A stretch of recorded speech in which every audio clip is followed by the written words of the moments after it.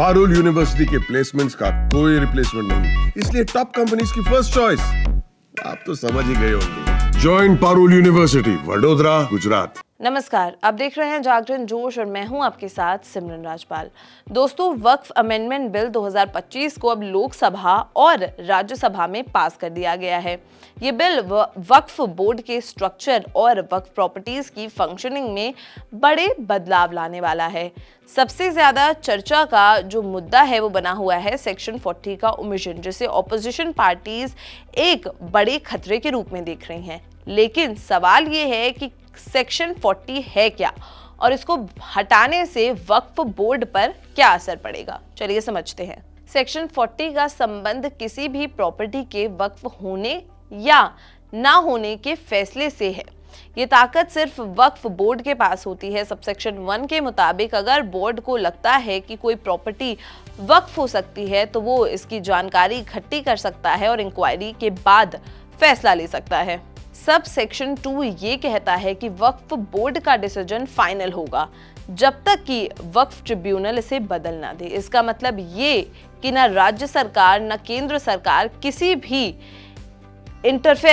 का भी इंटरफेरेंस नहीं हो सकता। सब सेक्शन 3 और 4 भी इंटरेस्टिंग हैं। ये बोर्ड को ये ताकत देते हैं कि अगर किसी ट्रस्ट या सोसाइटी की प्रॉपर्टी को वक्फ समझा जाए तो बोर्ड उनसे कह सकता है कि वो प्रॉपर्टी को वक्फ एक्ट के अंडर रजिस्टर कराएं या फिर बताएं कि ऐसा क्यों नहीं होना चाहिए। और अगर बोर्ड को जवाब पसंद नहीं आया तो उनका डिसीजन फाइनल होगा जब तक वक्फ ट्रिब्यूनल उसे चेंज ना करे। लेकिन नए वक्फ अमेंडमेंट बिल 2025 ने सेक्शन 40 को पूरी तरह से हटा दिया है। बिल के सेक्शन 20 में साफ लिखा गया है कि section 40 of the principal act shall be omitted. इस वजह से ऑपोजिशन का कहना है कि वक्फ बोर्ड अब बिना किसी ताकत के रह जाएगा। क्या ये सच है? क्या ये अमेंडमेंट सिर्फ एक लीगल रिफॉर्म है या इसके पीछे और भी कई रीजंस हैं? अगर सेक्शन 40 हटा दिया जाता है तो इसका सीधा सीधा असर वक्फ बोर्ड की पावर्स पर पड़ सकता है। पहले जहां बोर्ड किसी भी प्रॉपर्टी को वक्फ डिक्लेयर कर सकता था, अब अथॉरिटी उसके पास नहीं रहेगी। इस अमेंडमेंट से वक्फ प्रॉपर्टीज पर कंट्रोल बदलने के चांसेस हैं।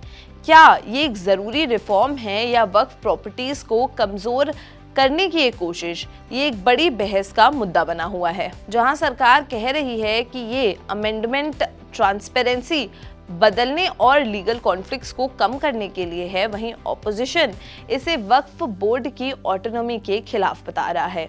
आपका क्या कहना है? क्या ये अमेंडमेंट सही है या गलत?